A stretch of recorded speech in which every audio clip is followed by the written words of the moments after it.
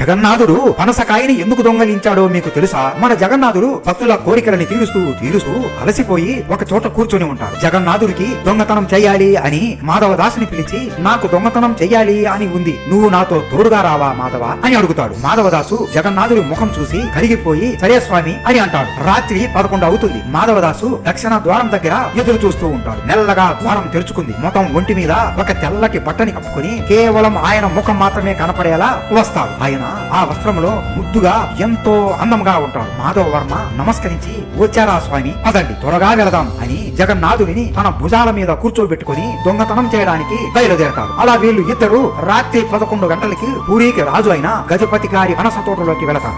చూడు మాధవ, ఆ చెట్టుకి ఉన్న పనసకాయ ఎంత పెద్దదో, పద వెంటనే అక్కడికి పద అని అక్కడికి వెళతాడు. జగన్నాథుడు మాధవ భుజం నుండి కిందికి దిగి, నీవు మెల్లగా ఆ చెట్టు పైకి వెళ్లి కాయను కొయ్యాలి అని చెబుతాడు. మాధవదాసు గసపడుతూ, ఏ చెట్లు స్వామి, ఇక్కడ చాలా చెట్లు ఉన్నాయి అని అంటాడు. అబ్బా మాధవ, మెల్లగా మాట్లాడు, నేను నీకు ముందే చెప్పా కదా, దొంగతనం చేసేటప్పుడు శబ్దం వినపడకుండా మెల్లగా మాట్లాడాలి అని చెబుతాడు. మాధవదాసు ఎప్పుడైతే ఏ చెట్టు ఎక్కాలి స్వామి అని గట్టిగా అంటాడో, ఆ తోటకి కాపలా కాస్తున్న అతను నిద్రలేచి వెంటనే కర్రని పట్టుకుని అక్కడికి పరిగెత్తుకుంటూ వచ్చి కోపంతో అటు ఇటు చుట్టుపక్కల చూస్తూ, నాకు కనబడితే నేనే చెబుతాను మీకు ఏ చెట్టు ఎక్కాలో అని అంటాడు. వెంటనే జగన్నాథుడు మాధవదాసు చేయి పట్టుకుని చెట్టు వెనకాలకి లాక్కుని వచ్చి కోపంతో, ఎందుకు అంత గట్టిగా అరిచావు మాధవ, నా కొంపం ఉంచావు పో, ఇప్పుడు చూడు అతను కర్ర పట్టుకుని వస్తున్నాడు, దొరికితే మన పని అయిపోయినట్లే. అలా కొంతసేపు ఆ చెట్టు వెనకాలే ఇద్దరు శబ్దాలు చేయకుండా లాక్కుని ఉంటారు. మెల్లగా ఇద్దరు లేచి అమ్మయ్య అని అనుకుంటారు. ఇదిగో ఈ చెట్టుకి ఉన్న కాయ చాలా బాగుంటుంది, ఇప్పుడు మనం చేయాల్సిన పని ఏంటి అంటే,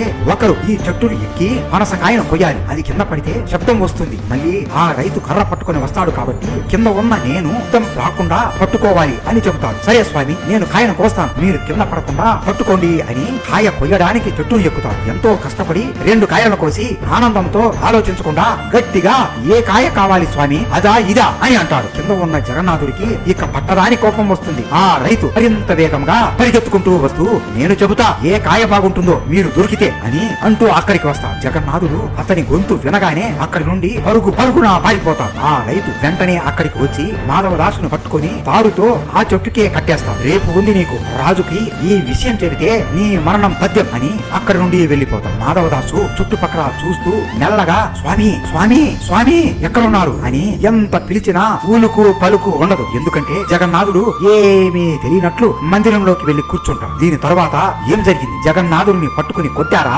అసలు మాధవదాసు ఏమయ్యాడో తెలుసుకోవాలి అంటే మన ఛానల్లో పెద్ద వీడియో పెట్టాం, మిస్ అవ్వకుండా చూసేయండి. జగన్నాథుడు అంటే మీకు ఇష్టం ఉంటే జై జగన్నాథ అని కామెంట్ చేయండి. జై జగన్నాథ.